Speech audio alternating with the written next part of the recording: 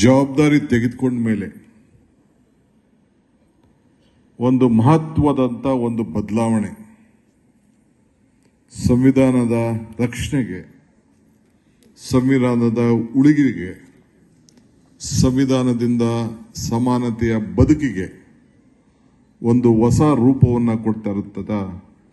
ನನ್ನ ಆತ್ಮೀಯ ಮಿತ್ರರಾದಂಥ ಶ್ರೀ ಮಹದೇವಪ್ಪನವರೇ, ನಮ್ಮ ಚೀಫ್ ಸೆಕ್ರೆಟರಿ ಅವರಂತ ಶಾಲಿನಿ ರಜನೀಶ್ ಅವರೇ, ನಜೀರ್ ಅಹಮದ್ ಅವರೇ ಮತ್ತು ಗೋವಿಂದರಾಜ್ ಅವರು ನಮ್ಮ ಮುಖ್ಯಮಂತ್ರಿಗಳ ಪೊಲಿಟಿಕಲ್ ಸೆಕ್ರೆಟರಿ ಇಬ್ಬರು ಕೂಡ ಇದ್ದಾರೆ, ವೆಂಕಟೇಶ್ ಇದ್ದಾರೆ, ತಿಮ್ಮಯ್ಯನವರು ಇದ್ದಾರೆ, ಸಂಪತ್ ರಾಜು ಮತ್ತು ನಮ್ಮ ಮಂಜುನಾಥ್ ಇದ್ದಾರೆ ಮತ್ತು ಮಣಿವಣ್ಣನ್ ಇದ್ದಾರೆ ಮತ್ತು ಎಲ್ಲ ಹಿರಿಯ ಅಧಿಕಾರಿಗಳು ಕೂಡ ಎಲ್ಲ ಇದ್ದಾರೆ. ತಾವು ಕೂಡ ಕೆಳಗಡೆ ಬಹಳ ಪ್ರಮುಖವಾದಂಥ ನ್ಯಾಯವಾದಿಗಳು, ಮುಖಂಡರುಗಳು, ಅಧಿಕಾರಿಗಳು, ನನ್ನ ಪುಟಾಣಿ ವಿದ್ಯಾರ್ಥಿಗಳು, ಬಂಧು ಭಗಿನಿಯರೆಲ್ಲ ಕೂಡ ತಾವೆಲ್ಲ ಇದ್ದೀರಿ. ನಾನು ನಮ್ಮ ಮಿತ್ರ ಅಂತ ಮಹದೇವಪ್ಪನವ್ರ ಭಾಷಣ ಆದಮೇಲೆ ಅವ್ರಿಗೆ ಸ್ವಲ್ಪ ಲೀವ್ ಕೊಟ್ಬಿಟ್ಟು ಈ ನಮ್ಮ ಯೂನಿವರ್ಸಿಟಿಗಳಿಗೆ ಕಳಿಸಿ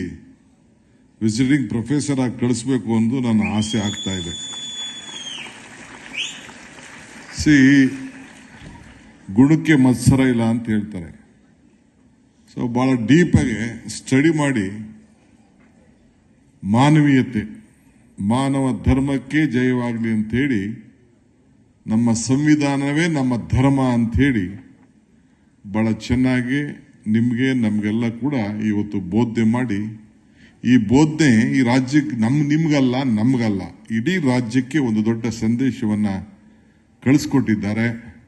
ಅವರು ಮಾನವ ಸರಪಳಿ ಇರ್ಬೋದು, ಹಿಂದೆ ಅವರು ತೆಗೆದುಕೊಂಡಂಥ ಜವಾಬ್ದಾರಿ ಇರ್ಬೋದು, ನಮಗೆ ಎಲ್ಲ ಸರ್ಕಾರಿ ಕಚೇರಿಗಳಲ್ಲಿ, ಶಾಲೆಗಳಲ್ಲಿ ಎಲ್ಲ ಕೂಡ ಇದನ್ನ ಪ್ರತಿಪಾದನೆ ಮಾಡೋಂಥ, ಎಲ್ಲರೂ ಕೂಡ ತಿಳುವಳಿಕೆ ಮೂಡಿಸೋಂಥ ಏನೋ ಒಂದು ಕಾರ್ಯಕ್ರಮ ರೂಪಿಸಿದ್ರು, ಅದು ಅವರ ಬದುಕಿನಲ್ಲಿ ಕೂತ್ಕೊಳ್ಳಿ, ನನ್ನ ಚೇರೆ ಕೂತ್ಕೊಳ್ಳಿ, ನಾನು ಹೋಗಬೇಕಾಗಿದೆ, ಕೂತ್ಕೊಳ್ಳಿ, ಬದುಕಿನಲ್ಲಿ ಒಂದು ದೊಡ್ಡ ಸಾಧನೆಯನ್ನ ಅವರು ಮಾಡಿದ್ದಾರೆ ಅನ್ನೋದನ್ನ ನಾನು ಸರ್ಕಾರದ ಒಬ್ಬ ಪ್ರತಿನಿಧಿಯಾಗಿ ಈ ಸಂದರ್ಭದಲ್ಲಿ ಅವರಿಗೆ ಅಭಿನಂದನೆಯನ್ನು ಸಲ್ಲಿಸಲಿಕ್ಕೆ ನಾನು ಬಯಸ್ತಾ ಇದ್ದೇನೆ. ಬಾಬಾ ಸಾಹೇಬ್ ಅಂಬೇಡ್ಕರ್ ಅವರು ಕಾಂಗ್ರೆಸ್ ಪಕ್ಷದ ಸರ್ಕಾರದ ಅಧಿಕಾರದ ಅವಧಿಯಲ್ಲಿ ಜವಾಹರ್ಲಾಲ್ ನೆಹರು ಮತ್ತು ಅವರೆಲ್ಲ ಸಹೋದ್ಯೋಗಿಗಳು ಕೊಟ್ಟಂತ ಜವಾಬ್ದಾರಿಯನ್ನ ಎಲ್ಲರೂ ಸೇರಿ ಇವತ್ತು ನಮಗೆ ಇಡೀ ಪ್ರಪಂಚ ನಮ್ಮ ಸಂವಿಧಾನವನ್ನ ಮೆಚ್ಚೋ ರೀತಿಯಲ್ಲಿ ಸಮಾನತೆಗೆ ಒಂದು ದೊಡ್ಡ ಶಕ್ತಿಯನ್ನು ಕೊಟ್ಟದ್ದನ್ನ ಈ ಸಂದರ್ಭದಲ್ಲಿ ನಾವೆಲ್ಲ ಸ್ಮರಿಸ್ಕೊಳ್ತಾ ಇದ್ದೇವೆ.